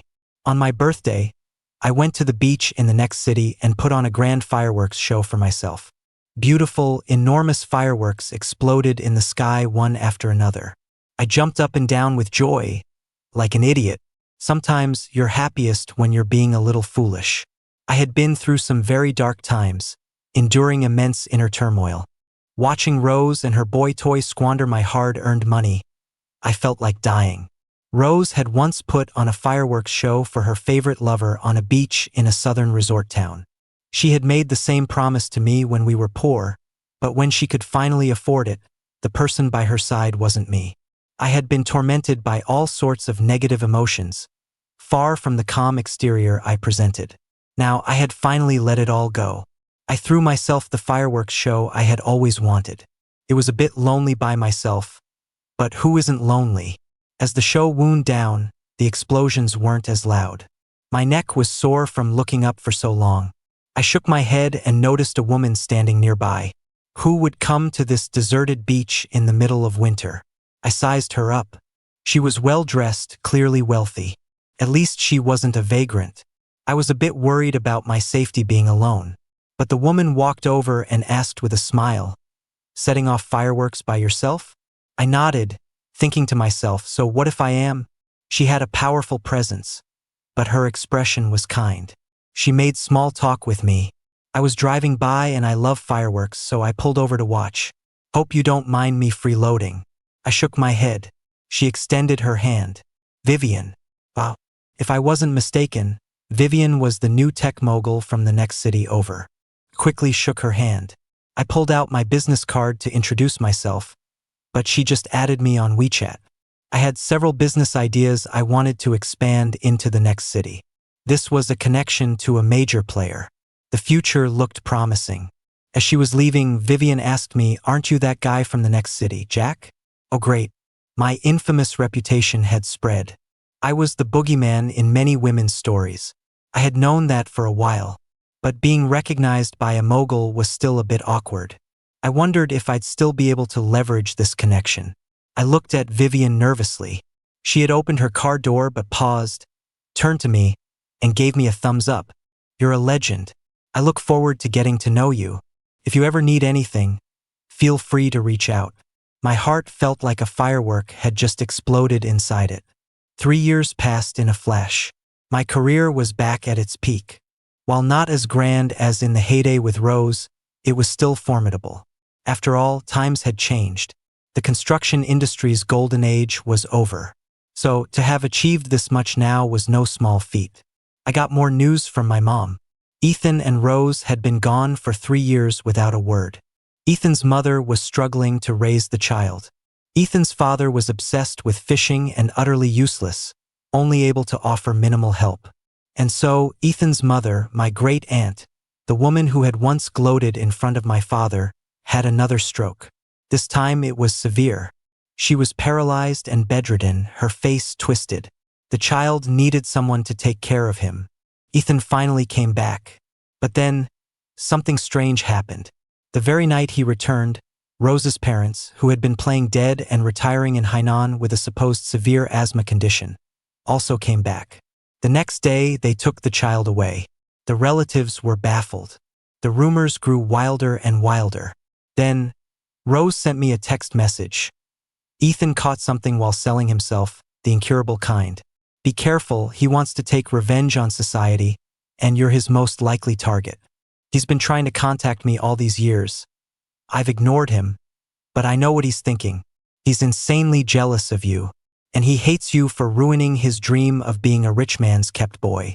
I was genuinely a little scared, so I hired bodyguards to accompany me everywhere. One day in the underground parking garage, as I was looking for my car, a figure lunged at me, holding what looked like a weapon. I was in the army and learned some self-defense while I was recovering. Came in handy now. I executed a shoulder throw and pinned the person to the ground. It was Ethan. Pinned beneath me, he was still waving a syringe in one hand, not giving up. The two bodyguards rushed over and subdued him. We called the police. Ethan was going to be away for a long time. He really did have the disease. Rose's parents were afraid of the child getting infected, which is why they had to come and quickly take him away. I just don't understand why he had to hate me. But people with his personality always blame others, they're never at fault. I've seen it all before. Rose is actually the same kind of person. That's why they got along. No conscience, no morals, no values. The next time I saw Rose was when I was taking my child to the doctor. I was in a panic, rushing out of the car. There have been so many infectious diseases going around lately, one after another, leaving me exhausted. I don't even know when Rose appeared in front of me. I got out of the driver's seat, about to get my child from the back, and when I turned around, there she was. She looked at least 15 years older, easily mistaken for 50. She had once said of me that the hardships I'd endured were written on my face, making me look old. Now, I was well maintained, with no trace of those hardships. That sentence now applied to her. I don't know what she'd been through these past few years to age so rapidly. She held up a diamond ring, large and dazzling. She looked at me with a triumphant expression, her eyes even holding a girlish clarity. Jack, I've been through every kind of hardship these past few years.